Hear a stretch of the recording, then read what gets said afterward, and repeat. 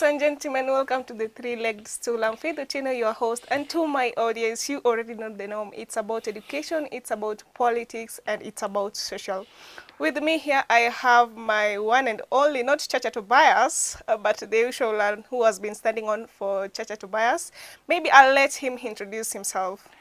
Of course, I go by the name Dead and Jack Ariviuma, aka Nyundo himself. I'm very privileged to be here. And of course, I'm representing the one and only Swechotv bias. Of course, we have got the best show as the Three-Legged Stool. Back to you, Faith Otieno. Yeah, yesterday, let me just talk about yesterday. Yesterday, President Ruto attended the Kenya Health Summit 2026. Yeah, yeah, and people gathered there na tumeona watu wengi walikuwa wanaulizia about SHA.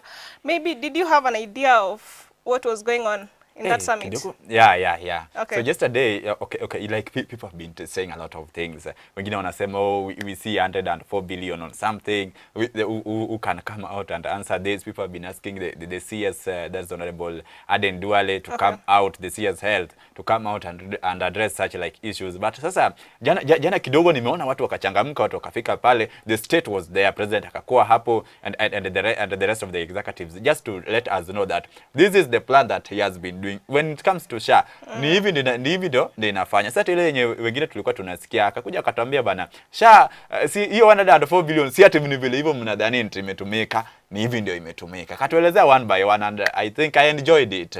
Kwa sababu tumekuwa na rumors mingi kidogo, oh mtu ameinvest hapo kwa SHA is an individual organization. Yesterday everything was cleared. Nobody has invested. But I also saw one of the ladies saying that SHA haijakuwa ikifanya, and MPs pia wamekuwa wakisupport. By the way, wamekuwa wakisema nini. Lakini sasa unaona, the president came out and responded to that. Yeye mwenyewe akakuja akatuambia, unaona, in as much as watu wanasema SHA haifanyi, tusikilize hao wenye wanasema SHA haifanyi, sawa, lakini tuangalie hao wenye wanasema SHA haifanyi. These people don't go to these hospitals. They don't use the SHA. So you see, you can only tell that something is not working if you're using it. Lakini wewe tukaamua atuongelele kitu yenye hata wewe mwenyewe hutumii. Hapa una idea. So yeye mwenyewe akasema like, these people are saying SHA is not working. They are saying it is not working because they are not using SHA at all, at any point. They are not even registered. Na akatuambia kwamba as we speak, we have got over 32 million Kenyans who have been enrolled under SHA. And about 178 billion has been used in allocation of the construction of hospitals. And now you see something like this ni kitu yenye, unless the health sector and the president confirm to us, sisi wengine hatuwezi jua. So akatuambia hapana, si ati SHA haifanyi, ni hao wenye wanasema SHA haifanyi hawatumisha. Wewe mwenyewe unatumia SHA? SHA inatumia. Apart from that, alikuja kwamba akasema kwamba like he made a promise to new mothers. Akasema kwamba any mother mwenye atakuwa ako expanded under SHA atakuwa na receive a free diaper. Na hii kwanza imenikumbusha vitu mingi, because back then the president alitupromise kwamba kutakuwa na machine itakuwa ina make 1 million chapatis, kutakuwa na nini. Like is this just a promise ama tu ni kama tu zile zingine zenye tu ni kama kiki? Okay. What I can say, the president. Talking about that particular promise, I can say that the president has been trying so much to like dwell on the health and education sectors. And if I look into the steps that the president has been making, I look at it and say that these are just some of the things that when put into action, then I believe everything is going to run smoothly. Unaona hapa hivi kwa health, this is where the same year, around a month ago, the president alikuja na the world like 24-hour like ambulance. And you see, this is something that is going to help us in accessing the patient from every ground and taking them to the hospital, and not only just like any other ordinary hospital. It is an hospital that you are going to transfer based on whatever you are suffering from. If suppose you are suffering from a particular disease, then you are taken to the hospital, the specific hospital that deals with the same disease. And therefore, I believe that with that, he is going to put it into action, just as what he talked of on matters education. So I believe that he is going to ensure that is done, because these promises he has been making them, and some has been put into action. And whatever we say that this that has been put into action have brought a positive change in the country, and we must appreciate that at all costs. So mimi hiyo asikuwa tu amesema hivyo na ishe. Let the team yenye alimention hapo that are going to work on that, let them put that into action, alafu sisi tuendelee mbele. Kidogo ninaona rais ameamua kusaidia wa Kenya, and I love that. Let this like spirit continue even after the election. Lakini unajua kuna watu wengine wanasema kwamba before the diapers kuna vitu kama like the roads, you know, kuna vitu kama madawa hospitalini. Yani, what do you think about it? Before the diapers, do you think like anafaa kuweka madawa hospitalini before kuanza ku distribute diapers to now I'll just refer you directly to what the president said yesterday. And that's why like I was following this, because I always love Bata's health, especially because that is also where we get to have got a country where we have got individuals with with a good growth from the beginning. So the president said something that was very tangible, and he said that they were working on ensuring that the cost of health services is at a low rate. And now, after thinking of that, now they come out and found a way of handling now the health workers, because these people also need to be protected. And they ensured that now it is no longer that you go to an hospital, then everyone is putting on any white coat, then this is a doctor, and you allow him to perhaps offer any service. Now they are only going to offer the specific service that they are trained, depending on their own skills. So unaona vitu kama hizi, I believe that the president is working on that, and I want to thank the team, because kasama vizuri now what they are also working on is on matters drug. They are ensuring that the drug that gets into the country are authorized, and you see when we have got like the doctors who are well trained, then we have got drugs, of course, and we have got enough hospitals that have been constructed across the country, then kila kitu itaenda nywe, like the service, the entire health sector is going to have got easy movement on a daily basis. And of course we will also be having got a digital equipment that are going to help our doctors perform their surgeries. Okay. Hizi vitu rahisi, like tunakuwa tunazidi kuzifuatilia. Put them into action. We will be there to follow it up. Okay. Tashukuru sana. Na maybe kwa upande wa vijana ambao maybe they are young mothers, do you think that this step itafanya like people waanze kwenda kujiregister under SHA kwa sababu ya free diapers, you know? Vitu kama hizo. Yeah. So what I can say is that you see, in everything that we do as human beings, you see, before we do it, then let's just think about it. You see, the president came up with this idea to support. Yeah. Okay. So let not today our dear sisters take it as an advantage that now we give it. You know, nowadays, according to me, what I always see, I always see that nowadays our children, they don't come with the plate. Okay. Ile ya mtoto anakuja na sahani yake, hapo kidogo tafuta sahani. Siku hizi sahani zimeisha kule. Wale wa social media wanakujanga na sahani yao.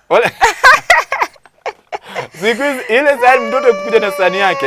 Kidogo siku hizi hapana, tununue sahani kwanza tuweke hapo ndio tufanye nini. Hii kitu the rice only chipped in. The president chipped in just to help, like in as much as you think of buying clothes for this child, then at least he is chipping in to help you in having diapers, and therefore the cost that perhaps you could use in purchasing these diapers, then now you can also use it to add more clothes. Okay.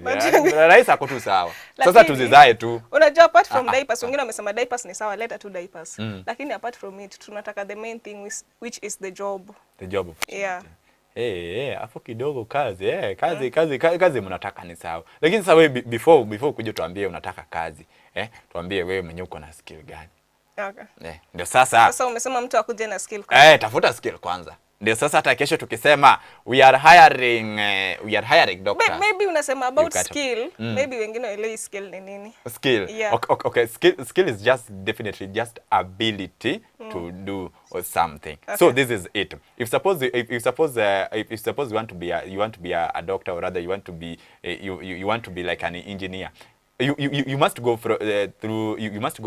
in various institutions. You must acquire knowledge based on that particular field that you are interested in. So through that you will be getting acquired skill for you, like to offer such exact service to the nation. So skill is not like for everyone. You just wake up and go there to offer that service. It's just like the basic acquired knowledge that you inquire from a different institution, just to favor your own interest. Through that, sisi tutakutuma hapo. Unajua si karatasi, no organization by the way who are like the papers work. No, the papers won't offer any service. It is you as an individual who will be offering for us these services.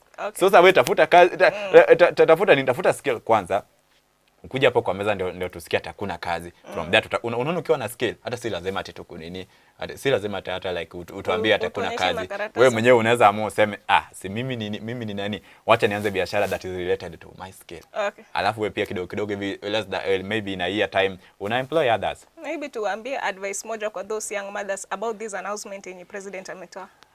Okay, don't take it as an advantage.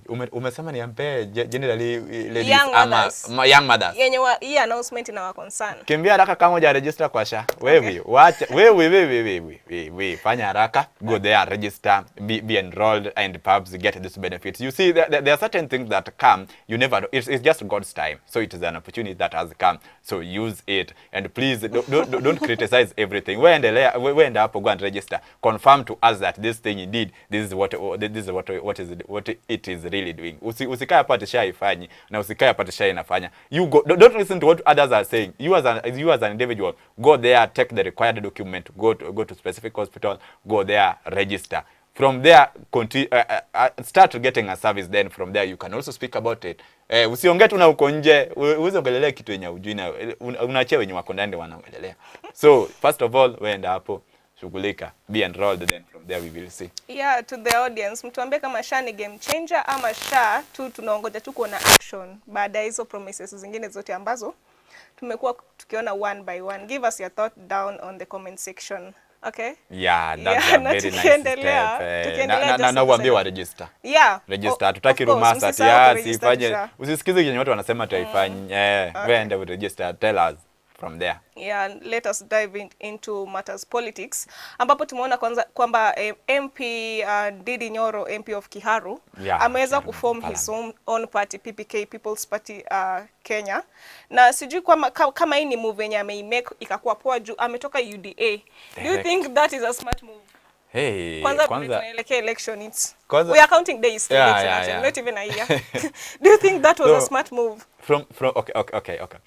You know Dindi Nyoro is not like just like any other leader we would talk of. That's a very senior. He is a very senior leader who has like he has worked and we look at them ever since he was elected in Parliament, and when we look at one of the top performing member of Parliament, he has been there not once, not twice. He has been there. He has been performing, and we can see even when you visit his own constituency and when you look at what he has been saying, he is actually the first member of Parliament to come out and say that perhaps he is working hand in hand to ensure that that particular constituency people have got a free education in high school. That's a very nice step, or rather less amount in high schools, and that's something that we really expect from that particular in most of the leaders, and people came out and asked themselves now, if suppose this is just a member of Parliament and is saying something like this and is working towards achieving it, what about the rest? And watu wakajiuliza, kwani kuna kwa na pesa nyingi yenye hao waheshimiwa wao wanakula hapa juu ama ni nini? Mbona ndini amke hivyo nafanya hizi shughuli? So ye kuamua na kuform his own party and coming out to perhaps eyeing different vision, then I can say that it is a nice step as far as leadership is concerned, because with him he have achieved something that people can learn from him, and therefore a lot of people would also wish to join his party, because nowadays we don't just talk out of speech, we don't just follow speeches each and every time.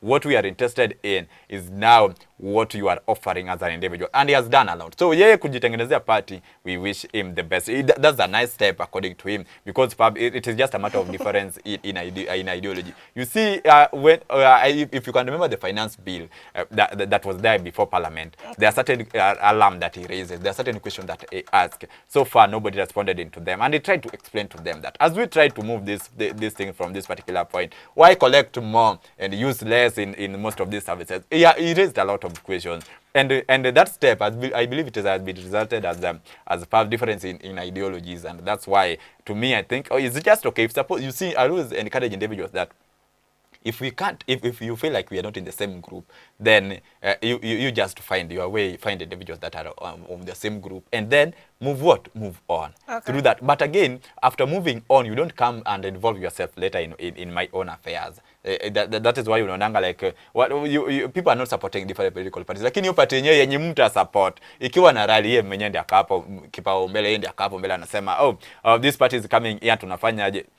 That is, I think he has done something good, so we will just wait to see from him. Umeongelea about him going to find like different individuals when wako na the same idea as him, and nimeona hapa hivi kwamba amesema like my party is not a refuge for people who have been insulting opposition leader. Yani party hata ijakaa one day.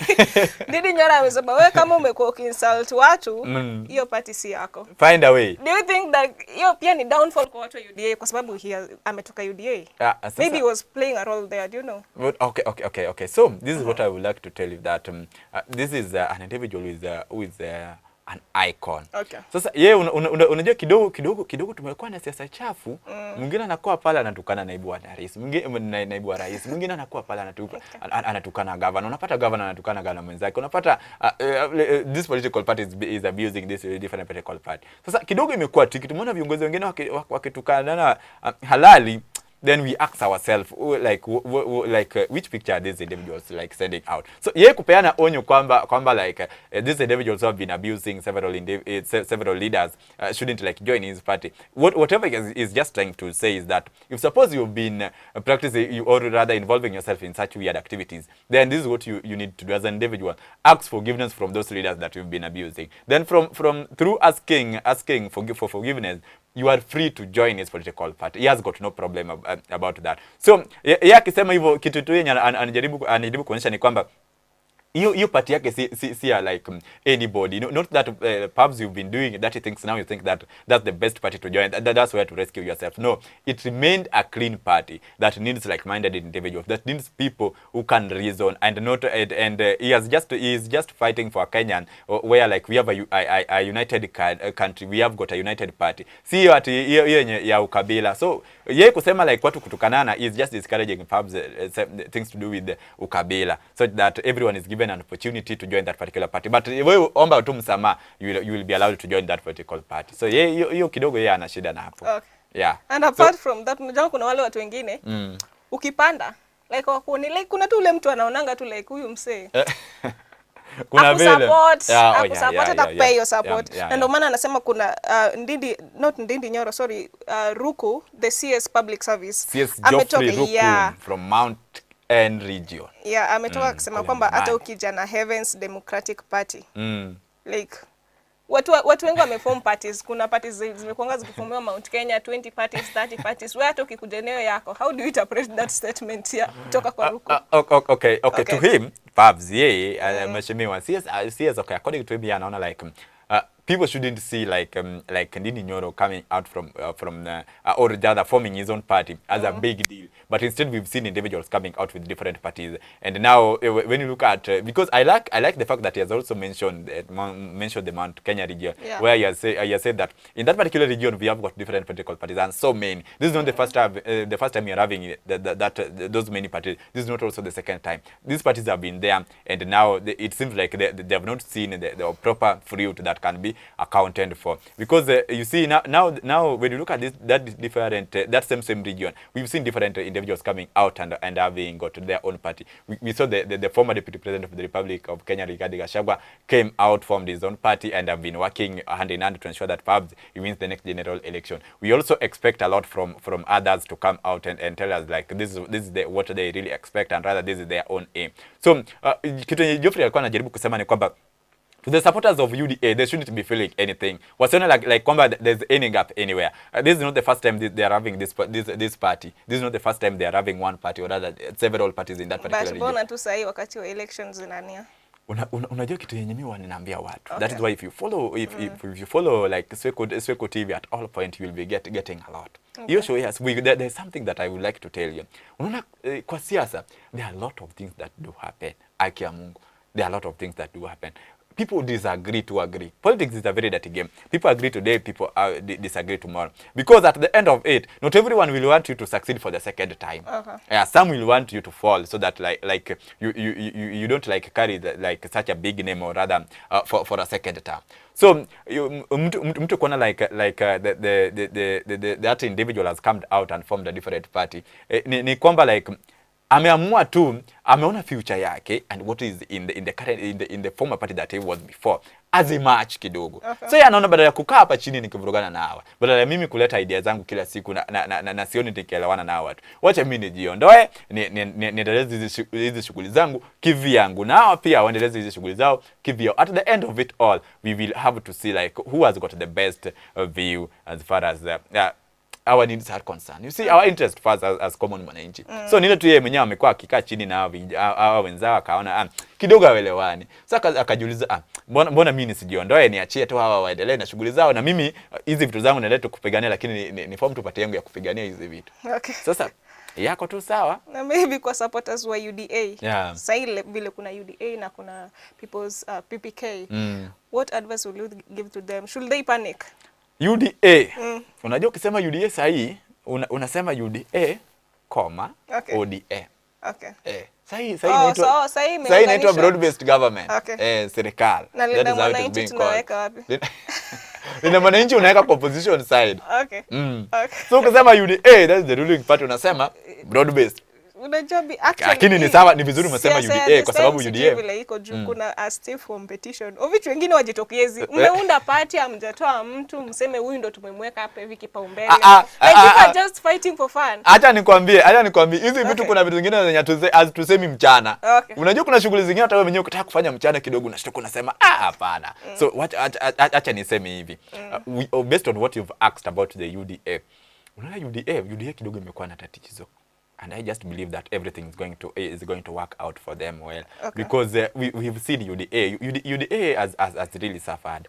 Because from the word go, this is a party that won the last general election. They came out a full team from the president, deputy president, all cabinet secretaries, everyone. The government was full, and they began the journey so well. But now all of a sudden things came out. They had to impeach their own deputy president. Came with to again have now the current deputy president, Professor Kithure Kindiki, and now you see now after impeaching the deputy president, now where the rain started meeting UDA, now the deputy president moved and formed his own party. You see, so from forming his own party, that the DCP, they are now looking into it and saying that yeye mwenyewe akaenda, hajaenda peke yake, ameenda na watu wengine. Sasa pia ameenda na watu wake. Na ulipoangalia watu wake pia si watu hivi.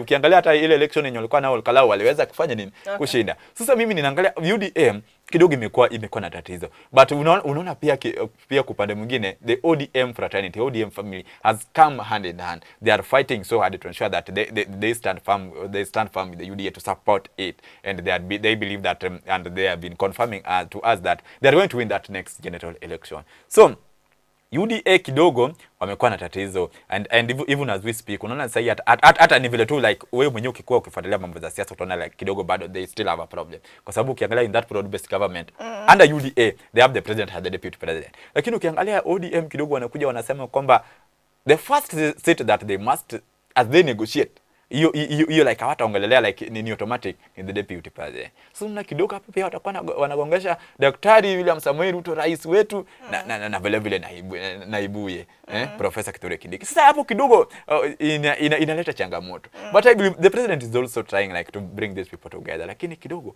we believe that they are going to, at the end of it all, they are going to come up with a solution. Lakini kidogo wamekuwa wakitengishwa kivi kidogo after deputy president kwenda party nyingine imekuja, that's ODM, the broad based government, tena wanataka the same seat. So unaona UDA kidogo they are trying to be firm, of course, also to give that picture, and we believe that perhaps the solution will come. Watabakia imara. Maybe I won't talk much about that. Tuweke maoni zenyu kule kwenye comment section. Yeah? Na tukimalizia yani umeongea hadi mpaka wewe mwenyewe umeshatoka na maneno ya ndio maana nasema mtuweke maoni yenu kule kwenye comment section. Na tukimalizia mimi kule upande wa social kuna mwanadada mmoja ambaye amejitokeza akasema kwamba wale watu ambao wanaabiri matatu wewe ukishaingia upate space yako kaa.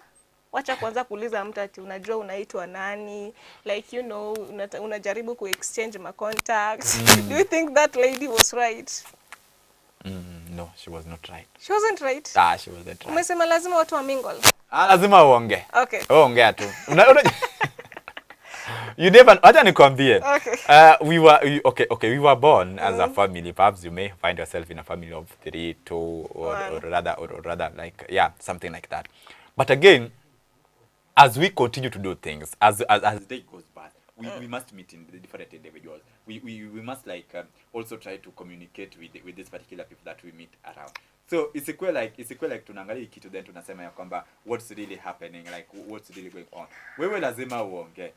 Unaona? Wewe lazima uongee. So wewe mwenyewe mimi kitu ninaweza sema usiende hapo kwa gari alafu wewe mwenyewe ukae tu hapa umekaa.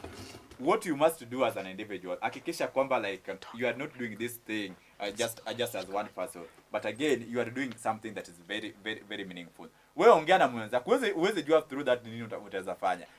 Through that maybe unaweza pata a job opportunity whereby individuals unakutana na mtu mmeongea akakwambia mimi naye ni CEO wa kampuni fulani, mimi ni director wa kampuni fulani, na kila ambacho ninaweza nikakusaidia, wewe ni nani na unaombea jina, mimi naye sina kazi, mimi ni fulani. Through that unaweza ukapewa kazi. So hatuwezi tukajua ni nini ufanyika, lakini what I would encourage that lady was very wrong, and please if you enter matatu at any point, wengi hapo wewe ongea na mwenzako, kumsalimia, umjulie hali juu. Sasa uweze jua pia mwenzako anaweza kuwa anaenda through depression, and you can be the solution, and through that as you can be the solution, uweze kuwa like you are the solution, na hujaongea na ujue like unaweza saidia. But on the other hand, I support that lady. Wewe ukishaingia matatu, kaa tu tulie, kama unashuka wapi Umoja 3, shuka uende mahali unaenda. Hii mambo ya kuongea na mtu ati can I pay for you your fare, sijui nini, hiyo maneno hapana, tuache. Wewe destination yako ikifika, shuka. Kama ni 50 yako ulikuwa umelipa ya gari, ulipe hiyo 50 bob yako. But hizo maneno za kuanza conversation, I know, but saa zingine kuna kuanga na hizo networking, maybe unauliza mtu umefanya hapi job na nini, hizo ziko sawa, lakini unajonga kuna kuanga na zile conversations zenye mtu akifanya it's not even worth it. Yeah, and maybe that will be the end of our conversation, kwa sababu tumekuwa tukiongelea, leo hatujakuwa na mingi, tumekuwa tukiongelea mambo mingi, and maybe tomorrow tutakuwa tumewaandalia mingi, and maybe Jack, kama uko na maneno ambayo ungependa kuambia watu wetu before tufunge. Wewe umeamua ukasema aje watu wasionge? Mimi nimeamua nikasema watu wasionge. Watu wasionge? Yeah. Na sasa kama watu waonge kama tu ni relative things, but not those things. Wewe umeenda kwa gari hivi, wewe umeenda hivi kwa gari umekosa kuongea, like watu wanyamaze tu waongee, wasionge. Waongee relevant things. Relevant things. Yeah. Lakini asalimie mwenzako. Unajua by the way, there is no discussion which is not relevant. Kila kitu. For the first time. Okay. Nikikutana kidogo nikiomba namba si nini. Namba ni ya nini? Namba. Kama mimi mwenyewe nimetoa namba kwa Safaricom, mbona uniombe namba yangu? Sasa si unajua, acha nikwambie, unaweza kuwa wewe ni you are a journalist by profession. Na mimi kidogo mimi pia I have got my own station. Na ninaona kidogo mahali huko unalipwa 30,000, mimi nataka kupewa 100,000. Sinaweza tu nikakureach out through phone number. Unajua kitu yenye watu waelewangi. Ukikuja kwangu uanze kuniitisha namba, go straight forward. Unajua nataka hii namba yako juu umenibamba sijui nini. Hizo mambo za hi hey, kesho tena ni hi hey for 2 weeks. Hizo ni vitu zenye zinimekiangi sense. Sasa wacha tuongee. Okay. Nikishaongea nimeingia kwa gari niongee. Umesema hi hey for 2 weeks. Nikisema hiyo hi hey for 2 weeks kwa mtu fulani. Siku nyingine nikiingia kwa gari, ninasema yule fulani hapa ananiongesha juu nilikuwa naambia tu hi hey for 2 weeks. So through this naenda ku correct. So wacha tu watu waongee. Kwani wewe ni slow man? Unajua nani? Alisema kwamba watu wasikue slow, usikue mamba mslow. Yaani unakuwa chap. Sasa unajua pia kuna vitu zingine, unajua pia lazima wewe pia nikupe time. Unaweza kuwa kidogo for the first time, unajua nikikupeleka haraka utasema uko na mtu. Lakini nikienda pole nizunguke, si ati uko na mtu, si ati nini, nazunguka kidogo by the time una nini hivi isha na bado wewe pia uko tu na huo mtu wako. Tupatieni maoni yenu. Him he is supporting, like ukiingia kwa gari anakuomba namba, like you know, and me I'm not supporting. Kama ni vitu relevant, sawa, but him is also supporting irrelevant things. Sasa acha nikuulize pia wewe pia. Do you think youth generally, youths na hii government yenye tuko sahi, do you think that youths are neglected in any way? At some point maybe kwa mambo za kanisani. Peke yake ndio wako neglected. But do you think kidogo government okay. Wewe ukiangalia unadhani like kuna vile like maybe the government is not like kuna vile kidogo wanasahau youths they are kidogo youths are not doing something. Sasa unajua kitu the journey has been long. Mimi nilikuwa na way and I've been seeing how things are running. You see we are around a week or 2 weeks to universities, comrades joining schools. Sasa ukiangalia wengine washaanza kujoin. Sasa unajua ukiangalia before watu walikuanga na idea nyingine like help lazima iletwe. Wanafunzi lazima wapewe like upkeep waingie nayo shule. Lakini ukirealize ukiangalia kwa makini siku hizi kidogo hata student leaders wameenda wakatulia. Sasa unashangaa like ni nini inafanyika, watu wanaingia shule wanaingia hivi wanaenda huko wanapiga kelele kwanza ndio hizi vitu zifanyike. So sijui shida huwa ni sisi kama youth or the government. I don't know where the problem is. But I believe ni ile tu like sisi wenyewe like tunafaa kujituma. But as we like try to do these things then as youths we also need to be involved in this thing. Unajua kidogo wewe unakaa tu hivi unasikia like the government is planning to do this and this. The government is doing so and so was appointed as the CS youth. So and so was appointed as the so and so is the chairperson of so and so. So these things I believe that mimi kidogo na feel kidogo the government mheshimiwa rais do something kidogo. Mimi naona youth kidogo wanaachwa nyuma, wanapitwa na vitu vingi kidogo hivi zimefanyika, ni wao ndio watarealize wapige kile waseme ili pitishwa lini. Hapana, turudi hivi tuongee tena, watu wanaanza kupiga kelele. Lakini kuna there are certain things that we can avoid as youths or rather as a nation generally. Ili hawa youth kidogo wanapitwa. Sasa kidogo mheshimiwa rais atupangie vitu tuone tu vile tunafanya at least. Unaona juu kidogo hivi unaona wakiongelea vitu zingine wanataja youth. Kidogo niliona wakisema goons vijana wadogo. Wakisema siji like theft is in this particular constituency or rather in this particular area vijana wadogo. But now they also have to come in na watuambie how can they help us as youth.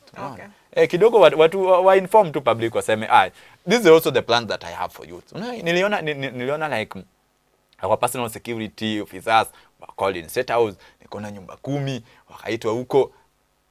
Nangoja youth. So maybe rest your case. Sasa mimi pia ninangoja youth pia waitwe huko. Tuwaambie nyewe sisi for the past 5 years the challenge yenye tumekuwa nazo ni 1 2 3.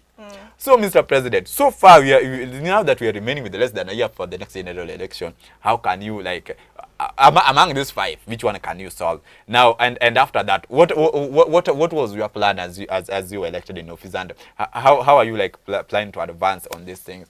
Kwa sababu kidogo youths kidogo tunaumia, youths wanaumia. Na unajua shida ni they are like suffering from this particular things, but now there is no individual to come out and raise concern na waseme wenzetu wanaumia. Wao wataingia hapo kidogo wanapiga kelele and nobody is like we are concerned about that.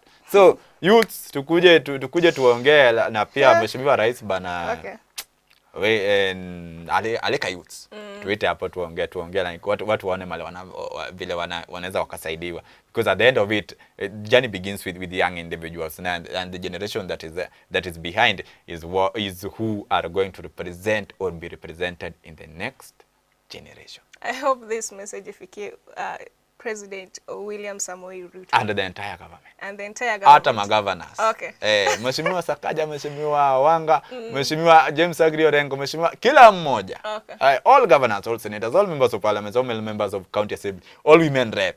Kila mtu tafadhali look into youths kidogo tunaachwa nyuma kidogo kuna vitu zenye hazitufikii. And maybe that will be the end of our conversation. This is the Three-Legged Stool. You can find us in all social media platforms as Swechotv Kenya, and also you can send us an email at swechotv@gmail.com. Maybe you have an advertisement, maybe you have a story, maybe you have something that maybe mnaweza share. You can send us an email at our swechotv@gmail.com. I was assisted here by one who is studying for Swechotv. I hope wherever you are unatuona vizuri sana. Maybe this guy is doing a great job for you. I go by the name Dedan Okay. Jack Ari, aka Nyundo himself. Hiyo jino siwaisahau. Okay. Nasahau Dedan Jack, but Nyundo siwaisahau. Okay. Yeah, all in all, thank you so much for keeping it here in Swechotv. Umesema 3 Legs Stool inakuja kila siku ama? Nimesema inakuja kila siku. Saa ngapi? 5 p.m. Siachwe nyuma anytime. Okay. Mheshimiwa sasa. We meet tomorrow at same time, at same place. Have a blessed day.